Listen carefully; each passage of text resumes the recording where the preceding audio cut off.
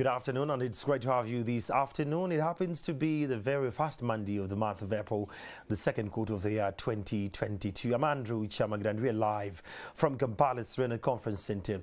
Now, Forum for African Women Educationists, that is FAWE Uganda chapter, is one of the 34 national chapters of Forum for African Women Educationists, a pan-African non-government organization founded in 1992 by 5 women ministers of education to promote girls and women's education in Africa. Now, FAWE Uganda was established in 1997 with the goal of accelerating female participation in education and closing the gender gaps within the education system at all levels in Uganda to enhance opportunities for the girls to attain quality education and skills through sponsorship, social protection, institutional strengthening and advocacy. This organization this year, it is celebrating 25 years and still going strong. Now, joining me in this conversation this afternoon is Honorable Maria Matembe, the human rights defender. We have Susan Opok Tumsime, the ED FAWE, and Margaret Atim Mungeni, the board chairperson of FAWE. This program is powered by FAWE and breaking barriers to the girls' future through education. Be a part of this conversation on Twitter and the other digital platforms with the hashtag FAWE@25. Good afternoon, ladies. Good to see you, and good to see you. Happy New Year's. Oh, Happy New Year. For starters, I want to start with ED. How are we holding up on the ground as FAWE? Thank you very much. Good afternoon, viewers. I want to believe that we are holding up very strongly, and especially given the aspects of the pandemic and its impact on girls' education, and broadly its impact on girls. One of the key outcomes of the pandemic through the study that FAWE undertook was increased pregnancies. We saw between March and June of 2020, 3 months, 22.5% increase in pregnancies of 10 to 24-year-olds. And when we looked at the 10 to 14-year-olds, it was a staggering increment of 366.5%. That's huge. In the incidence of pregnancies. So that tells you that there is a challenge for the girls. That we need to take care of. I'm aware that school started after about 2 years, so many things happened. A lot of young mothers, a lot of girls not coming back to school, a lot of girls getting engaged with economic activities to support their families. Girls have actually, because of their vulnerability, been utilized as baggage or points of actually, I don't know what to say. So painful. It's painful because the girl child is being flouted as the caretaker of parents. By parents. They have been abused by, parents. They've been abused by community leaders, including religious leaders. They've been abused by friends and so on. So the issues around girls, surrounding girls, is really pertinent. We are in a crisis, I must say. And as human beings, as people that have a sound mind, we really need to come through and support these girls to thrive, to lead dignified lives. Of course, now they have baggage. They have their children to take care of, and as schools also do not, cannot factor that in. So there's a lot of changes that have occurred in the framework within which girls can present themselves. Okay. And that means that we need to do something different. Honorable Miriam Matembe, when you listen to Susan, she uses a word crisis. We are at a crisis level when it gets to the girl child in this country. What does this mean to you? Actually, if you are living in Kampala, you don't have to go very far. I feel so bad and at times hate myself. Oh dear. When I go down these roads, like at golf course, you take that road and see for the morning, and the girls, the young girls carrying young girl baby, but I don't know what to do. Every time I want to avoid that road. But when I passed another one, I saw the same. And I'm saying, but surely, is this Miriam Matembe here saying, I fight for justice and fairness, and in particular for the women and the young girls? I mean, what can I do? I feel like I don't know. What do I do, God? Many times I have said, I wish I wish I had authority and any institution of power in this country which can focus on these young people. I just don't understand. You don't have to go far when she says crisis to prove that actually there is a crisis. Now, the crisis she's talking about is to do with this what COVID did to us. You know what COVID did? I have always told Ugandans here, they say that's Matembe shouting for the women and that kind of thing. But I have always said that gender inequality, it's a real issue. Gender inequality and women's disempowerment is a real big problem, coupled with gender-based violence, which is about power relations between men and women. Now, when COVID came in, just whatever I had been saying, we people who are in that thing, the reason why we formed FAWE, the reason why we have these organizations fighting for gender equality, it came out publicly. So whatever we've been hiding behind scenes came out in public. And you could see that we have talked about gender-based violence. They were thought we were joking. You could see it wide in public.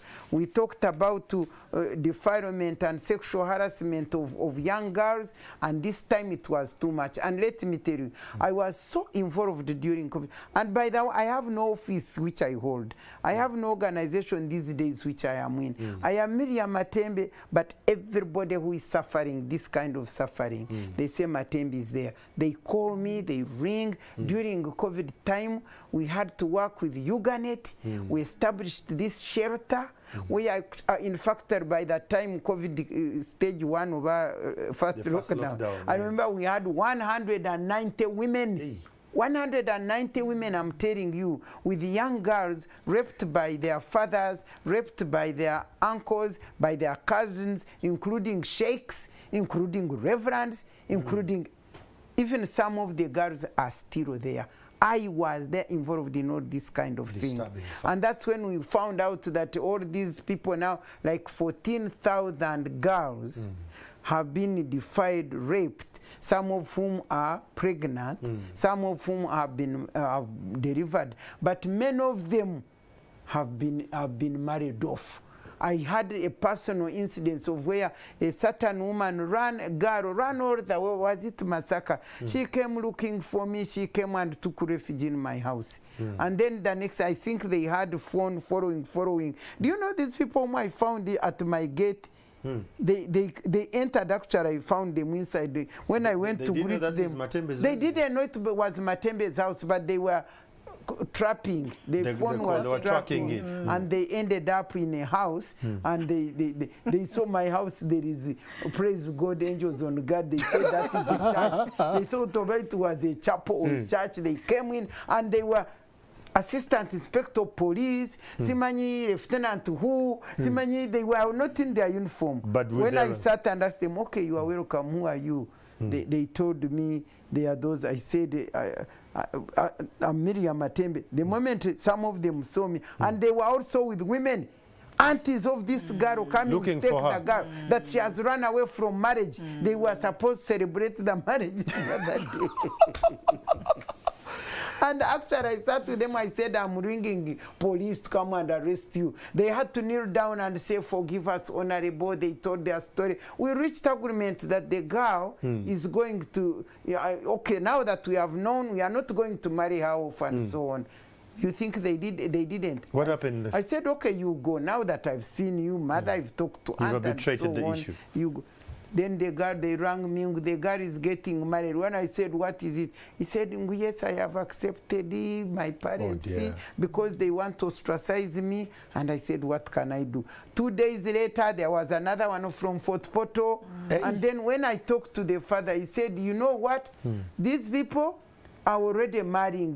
The people, many girls are marrying at 16, 15. Now mine will be taken away like that. I would rather marry them out officially instead of taking them away like that. So the problem is the parents got so scared that some of them, to get these girls married out, is because during COVID, I think there was so much. You talk about also pornography, yes. And what do you call it? This modern technology, social media, has caused a lot of danger. Some of those girls were sleeping with their brothers, some of them with their cousins. So lockdown caused the crisis among the women and the girl child. Wow. What is so painful though is that I stand to be proved right. I do not see anybody, I will say anybody, in government who see the things as urgent as it is, who know them the way we know them. Because if they did, I want to know which special specific program, which first of all begins with research. Immediate, you know, data. there is what they call, you educationists, where immediate, when you want to get sampling, what do you call that? Immediate research here, where you... The scoping. Random, where you can get a picture, and on the basis of this picture, you move on and see what actions you can take, what programs you can draw. I do not think that there is any ministry in this country doing that. Body Chair, when you hear what Susan and Honorable Miriam Matembe are alluding to, you as a board chair of FAWE celebrating 25 years and looking at enhancing, 25 years of enhancing girls and women's education for development, there is a crisis, as they have explained. From your lenses as board chair, because you are at the oversight level, what do you see? Yeah, thank you very much. It's indeed a crisis. But this crisis has been brought on the table, indirected as a blessing, to inform FAWE that we still have a long way to go. FAWE began as a result of looking into the traditional norms, so-called norms, of where supremacy of the male over the female, whereby education for the girl child was almost unknown. And as we have introduced at the beginning, FAWE is now, for Uganda, FAWE is now 25 years. And we are marking a positive change. And if we are going to celebrate, okay, well, of course we are going to celebrate. We have a lot of achievements. But at the same time, much as we are looking at the achievements, we are looking at this crisis. What is the message? To me, the message is we are still far. We are still far. And the girl child is still bonded, is still enslaved by the masculine figures in their homesteads. In the homesteads, in the communities, in the districts, name it, is bonded or enslaved. I think the right word is enslaved, the girl child. Because, sincerely speaking, a girl child, as our research shows, and as Matembo is saying, raped by cousins, raped by uncles, raped, name it. Scientifically speaking, let alone other factors, this is very unfortunate. But FAWE is celebrating 25 years of enhancing girls. These girls, while FAWE would be happy, would still celebrate. All these girls who have been raped, who are pregnant, are girls who have been in the school. Probably if it was 25 years ago, these would be girls who would be out of school, already maybe married and so on. But these are girls who are in school. So it brings a double shot now. This is a girl child who is not yet really, has not biologically matured, is put into this biological state of pregnancy or marriage. At the same time, this is a girl who's supposed to continue the education. Education is a right for everybody. And forwards to really shout on top of the hills, education is a right for each and every human being, girl or boy. And now, it has happened. Normally, one can have an occasion, it has happened. What are we to do about it? And that I think is the most important. So as we mark 25 years of what? Enhancing girls' education, we look at what we have achieved, but at the same time, what are the current challenges? These are the challenges. The basic challenge is the masculine force of humanity is still on to the negative, inflicting all the pains and denials on the feminine, on the feminine sector of humanity. Why?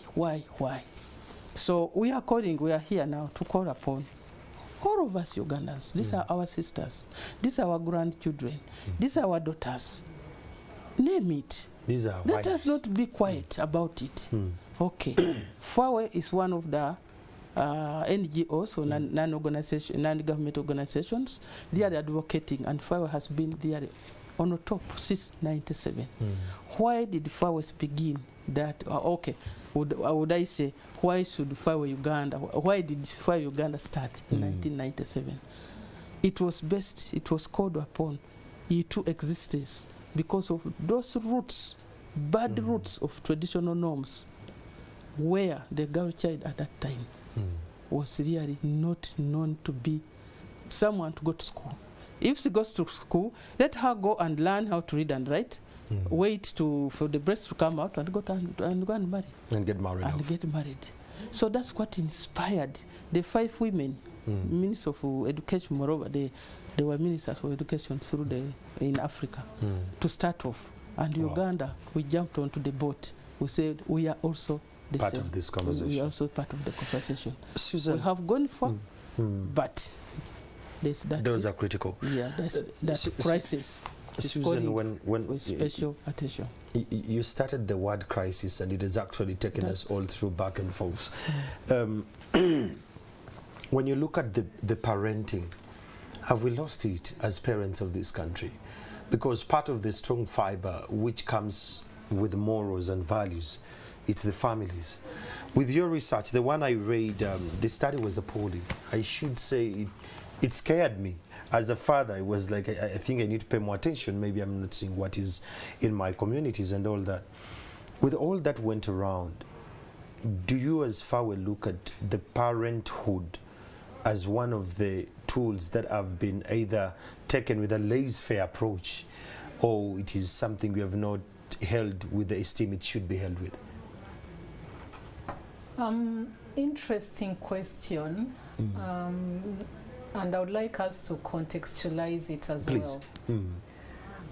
I say interesting because ideally the family unit should be the stronghold of society. At the same time, putting it into perspective, the family unit has been affected by so many things. So those that, oftentimes you find that those that are ingrained in religion kind of stand to say that, you know, the family unit must stand. Nonetheless, there is an issue about rights, you know, the rights to create a family, but also to get out of the family. So you find that people today, you know, I can get up one day, I'm in a family, the next day you're out of the family. I'm out of the family, and at the same time expect and anticipate that things will still be okay, which isn't the case. 2 is an issue about the societies that we have lived in and continue to live in, and the numerous challenges that you know come through. We have civil strife. We have you know, upheavals in one way or the other. So that in itself also affects the family, you know, the well-being of a family. And I'll give an example of, let's say, northern Uganda. Once upon a time, we had war in northern Uganda, and we had young children abducted into, you know, the camps. Yes, and eventually these young people produced, of course, babies as well. Babies, so they lost out in parenting. and became parents, and their children are parents. So I don't know what kind of parents, you know, when we're talking about parenting, who is that parent? You and I, who probably are lucky to have, you know, gone to school, lived in a good environment from a middle class, if we can call it, I mean, may have a good society, but at the same time, in our homes, there is telecommunication, social media, and I have also to work. If I'm coming to in Kampala, you know, there is you have to wake up at 5 to go and work, especially for women. Many of them are in the markets. Many of them are in places where they really have to get out of the house, and they're risky areas as well. Yes, and go and you know, look for livelihood and sustenance for the family. So then the family isn't, or the parents of today probably aren't the kind of having, you know, that parenting framework that is presumed to be very normal, and yet at the same time it has to work. Wow. So it's really a catch-22. Yes. Wow. It's a catch-22. Honorable Miriam Matembe, as one of the founders for FAWE Uganda here, have we achieved the vision from where we started? At least I understand that there has been quite a lot of people who have reached, over 20 million people have been reached through different platforms of FAWE, including media engagements, awareness creation, community mobilization. But when we go back to the development of the woman and the girl child, have we achieved as FAWE? Of course. Of course, when FAWE came in, actually it came in as one of the, that was after Beijing. Isn't it? Yes. Because when we went to Beijing, I think we identified 12 critical areas of concern in the whole world where each country should focus towards gender equality and women's empowerment. If they were to deal with gender equality and women's empowerment, they had to focus on 12 critical areas. I mean, it's long ago. I can't remember those. I've been resting for the last 16 years because I did my part and finished.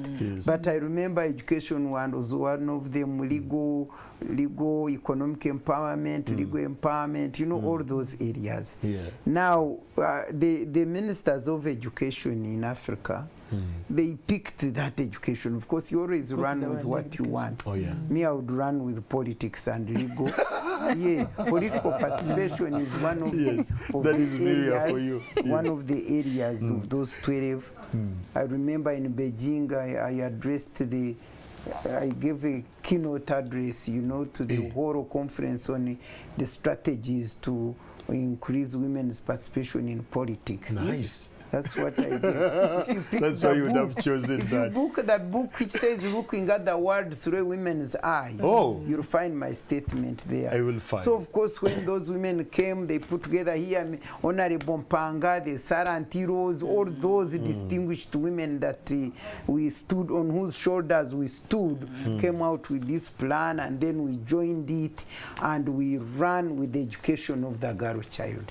Surely, nobody can come out and say that the education of the girl child did not improve in this country.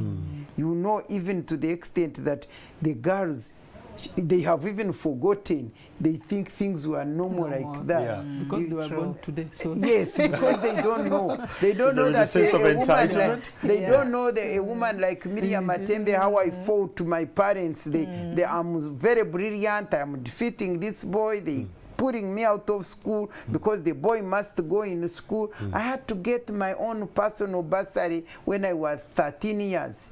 I went to an education office and got my own personal bursary. You think my struggle started yesterday? They were putting you out of education. Putting me out, and you know, and then when I passed to go to study my law, because I wanted to go and study law and say what it is saying about this unfair situation, then my father said, no, not in my house. You cannot study law. I'm telling you. These are the things I'm telling you. Right now, I'm still alive to tell you. Now, when you know that you see all the women studying engineering, technology.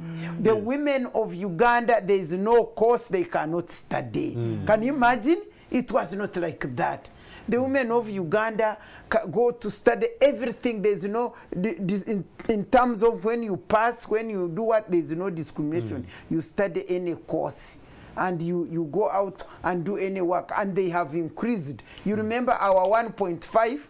Which we fought for with the University Women Association, Oxford, FIDA, and University Women Association, so that you go to the university now, you find more girls in certain courses than the boys. And even they tell you that at primary level, the intake, the registration for girl child, you find that is higher than the boy child, except that now what comes out is this mentality, this imprisonment of what do you call patriarchy, what you were calling it something. This patriarchy mentality, masculine patriarchy mentality, which actually we had started working on. Let me tell you, the whole, I want to put the whole situation within the context. In Uganda, FAWE did a great job. Any organization did a great job when it comes to gender equality and women's empowerment. The problem now which is happening is we are going in reverse. The political, the political environment coupled the violent political environment, so Honorable, you're saying corruption, that, all back in these the days, things. There was a political will. There were people in the floor of parliament who were pushing this. When NRIM National Resistance Movement, government, not party, not movement. Party, movement. When it came here in 1986, and I'm not saying that they are not the first one, they are the first ones to promote gender equality and women's empowerment. No, at independence, women were there, they fought. Those Mpangas, the Florence, they will tell you, they fought for independence, they struggled together. But as usual in any other country, when they get the so-called independence which you got, then they forget us. Because the violence came in, the political, you know, women cannot fare well in a violent, non-just atmosphere. They can't.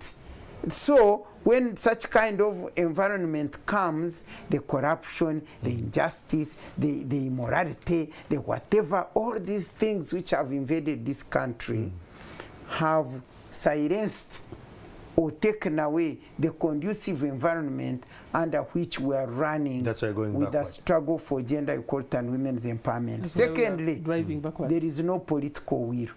The political will which was there at that time when I came with my dream and disrupted. Fell onto the, I really disrupted. You disrupted. I can assure you. I disrupted every atmosphere, every attitude. I disrupted. And then we moved. And things went on and we started moving and doing well. But as we talk now, the greed for power and materialism, which has consumed the leadership in this country, has destroyed every strategy, every program to move forward. It is not only gender equality which is not moving, but every other thing. Wow. But when you listen to this, Susan was alluding to the family unit, that it depends on the parenting group where your lenses meet. Honorable Miriam Matembe comes in with the political aspect of the political will that we're driving backwards. Much as we're driving backwards, there are some things FAWE has achieved. Among those, I want to believe that there are some girls who have actually excelled at the different lanes, which we can't sweep under the carpet. But while we have been doing that, there have been some challenges. Do you mind sharing some challenges as a board chair, what you've seen and how best we're mitigating these? Thank you. I would like to begin off with the concept of parent. To share a bit what the ED brought up as who is a parent. And that's probably most likely to be the cause of what's happening now. And when this issue of pregnancies and deliveries and marriages accelerated. Yeah, accelerated. Many mouths were talking of Parents, do be serious. Yeah. Parents, my question is, who is a parent? A parent is me and you. A parent is any adult. Let's go back to our culture. A parent was supposed to be any adult in that community. Yes. Keyword is adult. Yes, any adult in that community. Why adult? Adult has enough experience and knowledge to guide the young one. That's why we call them young. Yeah. So that is our role as adults in a community. So we cannot just be a parent, not simply biological. Biological is a parent, but beyond that, the communities. Now, even unfortunately, even the political structures which are put in place to act as parents do not have the goodwill, as my honorable is saying. I mean, like the police. Some say they don't have the funds to the expedite these cases. How many councillors do we have down at the grassroots? The structure of government has gone so far from top to the very top, to my doorstep at home. What am I doing as a councillor in my community? What am I doing as a teacher? Am I not going to the classroom to teach A plus B? What am I doing as a medical person? There are so many. So all the adults, we are all to blame in Uganda, not the biological parents. Or would I say, all the biological parents plus the grandparents plus the uncles plus the aunties. I think all of us remember the auntie, the Senga system. Where has it gone? You see what if the pregnancy, if the birth, we are talking of menstruation, if it has grown, the menstruation is from, it used to be 12 to 13. If it has moved to 8, where are the Sengas to come in and say, by the way, my daughter, the breast is already peeping, and the Senga starts the job. The child gets to know that, oh, a man can do A, B, C, D. Those systems are not there. And the systems are broken down because of the type of economy we have. Okay. The economy those days, someone used to call himself or herself, himself, because it was a masculine community. Because I have children, good children, I am keeping children them well. And of course, unfortunately, there was polygamy. I have many wives and many children. But it was focusing on humanity. But my children are behaving, my children are, my wives are good. The good thing is just focusing on humanity. Now, what is our focus? I'm a billionaire of many dollars or euros or whatever. That's the focus. That's what it means. It's not in the number of children I have. It's not how my child is behaving. No. We don't have time for them. We have time for making money. I don't have the time for that. I'm running my business. I don't have the time for this. I go back with my laptop at home. I have no time for the children. The Senga has no time to visit the brother. Let alone everything is mixed up because of the diversion in economy. No. Okay, what I want to come in with, I do agree with what you are saying. But we cannot continue to live in history. Yeah, we need to find a way forward. Because those days when my mother, my aunt, anybody in the villages were my mother, they find you playing at the well.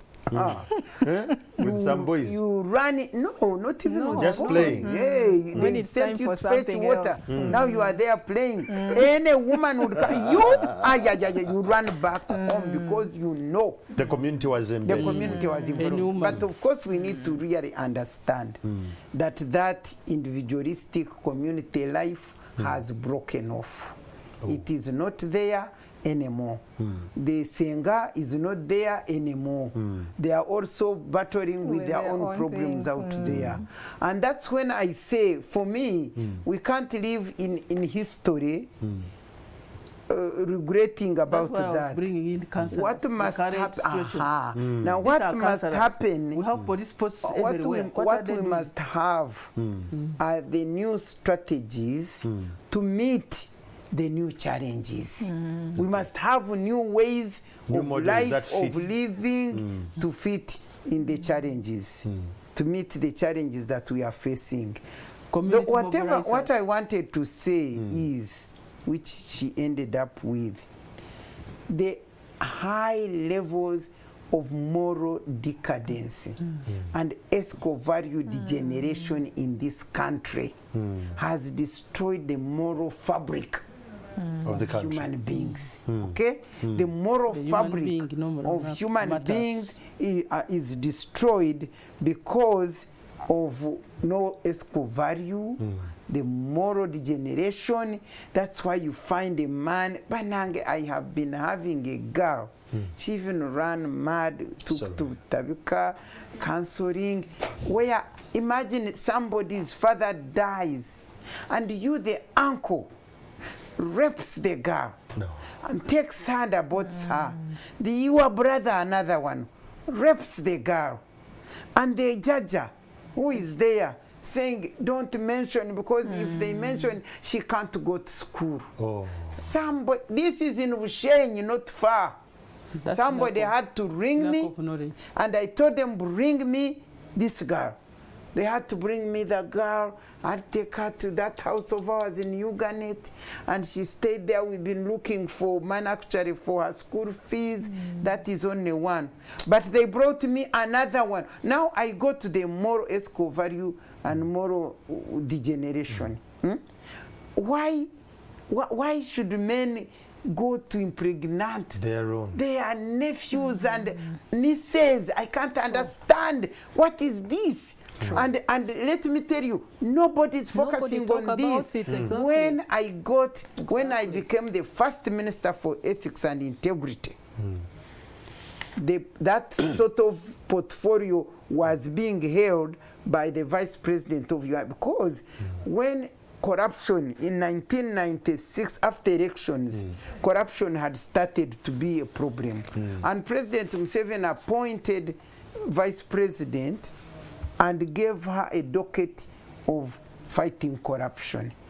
Now, when she started to do the fighting of corruption, she came to realization that actually corruption is a symptom of a bigger of issue. A fundamental problem of moral and ethical value decadence and degeneration. And that is the origin of the Ministry for Ethics and Integrity. And therefore the Ministry of Ethics for Integrity was established, and I was handed over the docket. I'm the one actually who worked out what it should be. It was supposed to build ethics and integrity, both mainly in public office to deal with corruption and in families. And in fact, by the time I left, we had come out with a strategy where we wanted to traverse the whole of Uganda and reach every tribe and whatever, and ask them, what do you want, what do you perceive to be the values that you believe in this region? And our intention was we would get all these values, ESCO values, we code them. We code them and we put them in parliament, and we get the national, we turn them into national, we put them in parliament, which would endorse them and pass them, and then we start even teaching them in schools and mobilizing people about them. That was one of my that was a milestone. Yes, and I would have got it, I'm telling you. And here we are going backwards. Apart from fighting corruption, coordinating the government's efforts to fight corruption and build ethics and integrity, that was my docket. Now, ever since I left, it went down. I don't know whether the minister ever is there. I don't know what became of it. I don't know what happened. But the truth is that moral decadence and ethical value degeneration, coupled with advancement. I mean, we have changed, we have advanced, and that technology adds so much. I didn't know how people got pregnant when I was 13 years. When my mother took me to Weranyanji, she told me there was a swamp there full of water and a very rough skeleton of vehicles which had fallen there. Imagine a child of 13. And he told me, if you ever become pregnant, never come back home. Throw yourself into that swamp. Do you know what made me who I became, not looking at sex? The swamp. My counselor, my mentor, or not getting pregnant was not my mother. It was the swamp. It was the swamp. It was because the fear. And she even told me about this swamp. She didn't. I didn't know how people get pregnant, but when I saw the swamp, I said, "Me, no, I can't fall into this swamp." When I reached senior 2, we studied Introduction to Biology. Biology, yes. I learned how people become pregnant. I said, "So it is a voluntary affair. If it is voluntary, I cannot get pregnant." But now, what I want to say is yes, in a minute. So our parents, it was terrorist approach. I will not deceive you that any Senga talked to me, or even my mother talked to me about Konkaka Augmanaje. I see you will get pregnant. By the way, she used to say, you will get pregnant before you bleed.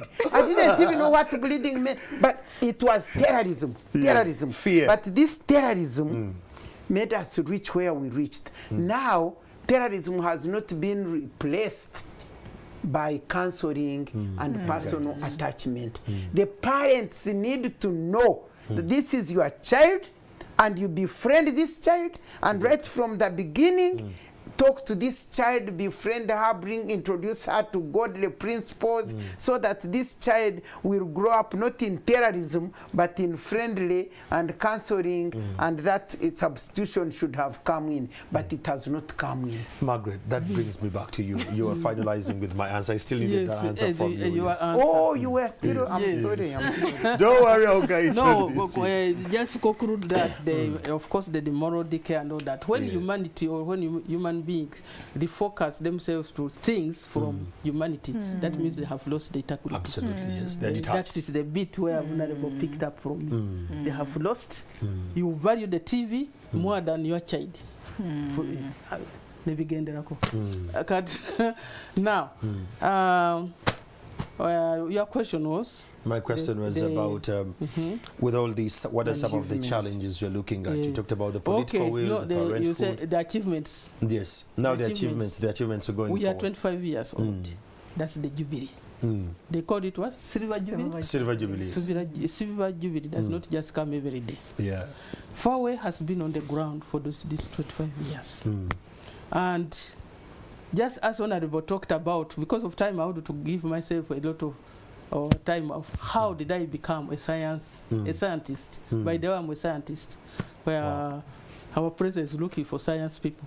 I'm a scientist. He says that they are the ones who tell him my scientists told me. But I happen to be the honorary girl in my Gomborora. Oh! Who had gone to secondary.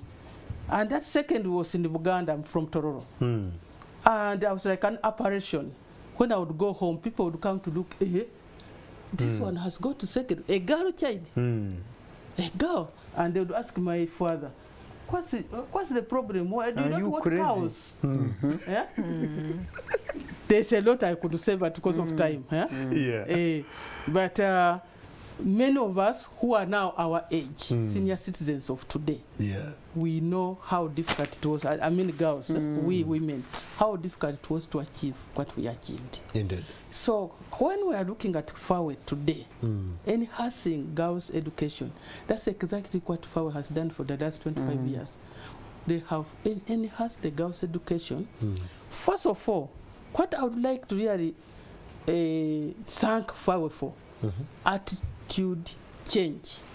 Of the girl child. No? Of the entire community. Society. To know that a girl has a right to go to school just equally as a boy. As a boy, yes. Girls were remaining home because, you are a girl. That's how they would tell them. You are a girl. Just as I've said, people coming to say, hey, why are you leaving the girl to continue to secondary? The girl was not supposed to continue to secondary. Now, right now, very few parents or very few human beings in Uganda, sincerely, who can start saying, thinking it's only boys who go to school and girls. So attitude change. You know, FAWE works through influencing policies, but that's the end point. But the beginning point is making awareness, the impact through awareness and advocacy. Awareness and advocacy. And then fiscal touch. Through sponsorship, identifying FAWE, actually, I would like to get a millisecond to say, when I was still in a school setting, house a mentor, and that is somewhere in the Western Barara. And I was impressed so much by FAWE.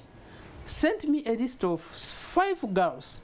Wow. Can you please trace these girls to their roots? Are they really poor, as they are saying? And indeed, when I went, I could not believe. I told FAWE, you have a very good system. How did you identify this girl? She was headmistress of one of the schools. How did you? One of the girls, one house was both a granary, a chicken house, the one goat which was there, and the kitchen or the store for plates and so on, the same room. And then the parents with the curtain like that, and then the children. This child was going to senior 1. The children sleeping this way on a mat. Which type of mat? From banana leaves. Wow. And FAWE from Kampala. The phone calls from Kampala. Go and search. Is this girl really poor? Because of that, their networking system has touched the girls. So many. If we had the time for these girls to come out and say, me I was like this, me I was like. And we used to go there to educate, to talk to them. I have so many who are now, in Parliament. some of the fruits we are seeing. In Parliament, there are many. In the 80s, I would say, 80s before I had started. In the 80s, I don't know how many MPs were women. Okay. Today we have more. But no more. We have almost 35%. That's a huge number. From 0 in the 25 years. Huh? Well done. From the 0 we had. How about attitude change on performance of girls? Girls were supposed to be stupid to take on literature and history, as if literature and history teaching and nothing and go to become secretaries and whatever. Now, through FAWE, because FAWE would identify these girls I'm talking about. What FAWE would identify very intelligent girls down there in the grassroots. Put them in good school. Those days to do the schools would be, my school was Merhi, there was Namagunga, the Gayaza, and so on. So these girls would excel, and so on. These are the girls now we have as engineers. These are the girls we have as doctors. Those days, who would hear a girl taking electrical engineering? How would you climb a pole? Oh, that is free through advocacy, awareness, real identification, encouragement, mentoring. In fact, the mentoring system of FAWE has been excellent through the FAWE. Anyone who had a touch towards FAWE, including me, you would see that. Yes, because I have a passion for girl child. I'm sure I got it from FAWE. Because I happened to be among the first teachers who were called on into FAWE to be educated. Because of time, Margaret, allow me. And then, just finally, now, at the end of it all, I have talked of the attitude changing performance. Came a time in the 90s where girls' schools would top. Maybe 3-4 girls top. I remember, yes. And the boys' school. Oh, that is the impact of FAWE. Yes. Plus all the engineers we have, name it. Because of time, we can't continue. Thank you so much. Now, Susan, we can have this conversation. I don't even know why we have only 1 hour to talk about this. Now, as we're celebrating 25 years of FAWE, we have had the history, the achievements, and the way forward. How are we celebrating it? What are some of the activities at hand? If we would like to join the conversation of celebrating the Silver Jubilee of FAWE, it could be a Ugandan up in a BIM district or in a Molate district, but is a beneficiary of FAWE. Or even us here, how would we join the celebration? What are the activities underway? Thank you very much. A lot has been said and a lot still needs to be done. Now, as we celebrate the Silver Jubilee, 25 years of enhancing girls' education, we have a lot of activities. One is that we should have had a general launch by the First Lady and Minister of Education. Nonetheless, we are together mourning the passing of the speaker. Yes, as a country, because we should have had the launch at the Kololo ceremonial grounds on the 31st, but this has been pushed to the 29th of April. So we'll have the First Lady launching the celebration as well as the drive to ensure that more girls are taken to school. And this is in line with her campaign, Protect the Girl and Save the Nation. So we are going to have a pre-event, and that is a run on the 9th of April, a 10-kilometer run, starting at Kitante Primary School, ending in the same place.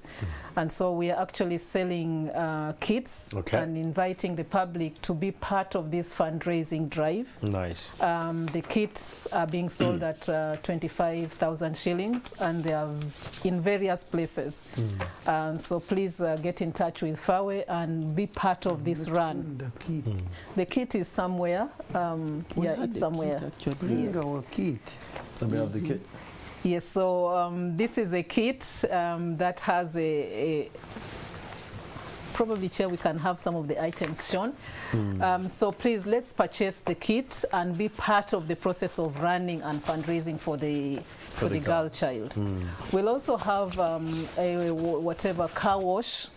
Oh, that's car nice. wash, yes. Also to further facilitate the fundraising drive, because FAWE would like to send. FAWE would like to send. Yes, this is the kit. You know, it's 25 years. Give her a chance. The issue is about giving every girl a chance to education. Education, as has been said, is a right. Yeah. So let's ensure that we actually buy this kit and give her a chance to stay in school. There are so many girls, as we said, 366.5% of the 10 to 14-year-olds pregnant. They need to return to school. Oh, yeah. 22.5% 10 to 24-year-olds in 3 months of the lockdown out of school probably. That's a huge I'll just give an example. One of the members of parliament, Honorable Ayume, at a national dialogue last year indicated that there was a boy in West Nile that pregnanted 13 girls in 1 month. And actually, the leaders of West Nile called FAWE to go and discuss pregnancy in West Nile in November 2021. So it is a reality. It's a huge one. It is a reality. So we need to send these girls to school. Okay. So we are talking about the run on the 9th of April. We are talking about car wash. Will the car wash be on the same day? No. Okay. Sometime, subsequent days. Yes, subsequent, yes. Then we'll also have some awareness creation within these activities to tell people about the circumstances of girls, the vulnerabilities, and the vices meted on girls, and what we need to do as a society to ensure that our girls, live in safe environments, in conducive environments, and that they are supported. We'll also have a dinner to finalize the activities in October, and we are just calling upon partners, private sector, civil society, individuals, you and I. Let's come together and contribute some funds to take girls to school. It is your responsibility, it is my responsibility. We must save this nation, and we are saying protect the girl and save the nation. So give her a chance. Well, you've heard it from the ladies here. The conversation was much more like that. But just to bring you to speed, to those who want to buy the kit for the marathon or the charity run, kindly give them a call on 0772 48 72 99. Again, 0772 48 72 99. A kit is only 25,000 Ugandan shillings. You want to keep a girl in school, to give her another chance, just buy this kit, come and run, be a part of these activities. We have the charity run, we have the car wash, and then we have the dinner and some awareness campaigns. But these can only be done by FAWE. But in your community, in your area where you reside, be the champion to protect the girl child from all the evils and the vices around them. I'm Andrew Chamagero, and this program was powered by FAWE Uganda chapter, and in studios I had Opoka Susan, who happens to be the executive director of a FAWE Uganda chapter. We had Honorable Miriam Atembe, who happens to be a human rights defender, and we had Margaret, the board chair. Thank you so much for being a part of this conversation. Those who have been online, apologies, I wouldn't pick your tweets, but we can be a part of more of this conversation because we're celebrating 25 years. Good afternoon.